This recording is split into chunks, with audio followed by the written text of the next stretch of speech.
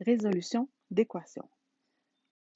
On a vu que la différence entre une expression algébrique et une équation, dans l'équation, il y a un égal. Dans une expression algébrique, la valeur de notre inconnu peut être n'importe quoi. Tant qu'on ne la connaît pas, on ne peut pas donner de valeur à notre expression algébrique. Alors que dans l'équation, à cause du égal, notre inconnu a une seule valeur possible. Donc, dans la résolution d'équation, on va aller chercher quelle est la valeur de cet inconnu. Je vais réutiliser les mêmes images qu'on avait dans l'activité d'ESMA sur la balance. On va supposer les mêmes choses, c'est-à-dire que dans le sac, euh, s'il y a deux sacs, les deux sacs auront le même nombre de jujubes de cachés à l'intérieur. Donc, peu importe le nombre de sacs, il faut toujours qu'ils aient le même nombre de jujubes. Et le sac comme tel n'a pas de masse. Donc, on suppose qu'il pèse absolument rien. Sur la première image ici, on retrouve un sac d'un côté et deux jujubes de l'autre. Notre balance est en équilibre. Si on veut faire référence à une expression algébrique, notre sac, c'est notre inconnu, et de l'autre côté, on a les jujubes donc, qui seraient égales à 2. X égale 2, c'est déjà une équation réduite. Notre deuxième balance est aussi en équilibre. D'un côté, on a un sac avec un jujube, et de l'autre côté, on a 5 jujubes. Si on transforme cette image en équation, ça voudrait dire que d'un côté, on a une inconnue plus un jujube, donc x plus 1, égale, de l'autre côté, on a 5 jujubes, donc égale 5. Dans ce cas-ci, on n'a pas une équation qui est réduite, puisqu'on n'a pas x égale quelque chose, on a x plus 1 qui est égal à quelque chose.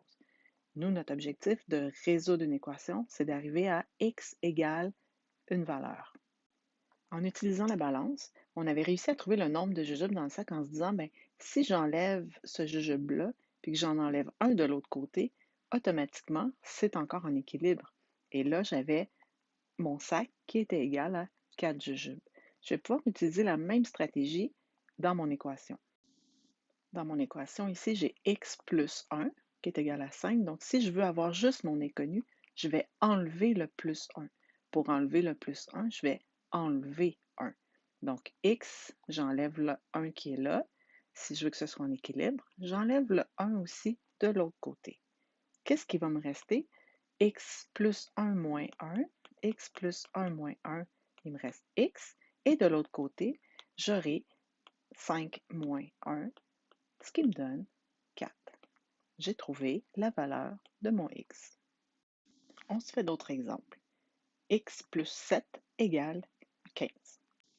Tu peux imaginer ici là, ton x plus 7 égale 15, que d'un côté de la balance, tu aurais un sac plus 7 jujubes, et de l'autre côté, tu aurais 15 jujubes. Qu'est-ce que tu vas faire? Tu peux éliminer les 7 jujubes qui sont avec le sac. Donc, algébriquement, on va faire moins 7. Je fais la même chose de l'autre côté. Je vais éliminer 7 jujubes, donc moins 7. X plus 7 moins 7, donc il va me rester d'un côté juste mon X. Et de l'autre côté, 15 moins 7, il me restera 8 jujubes. Donc X est égal à 8. Comme notre inconnu dans une équation ne peut prendre qu'une seule valeur, ça veut dire que je pourrais aller vérifier. Dans mon premier exemple, x plus 1 est égal à 5. Est-ce que c'est vrai que si je remplace le x par 4, 4 plus 1, est-ce que c'est vrai que c'est égal à 5? Donc, je peux vérifier et valider ma réponse à chaque fois.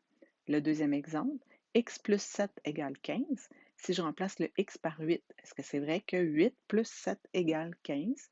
C'est vrai. Donc, je suis certain que ma réponse, elle est bonne.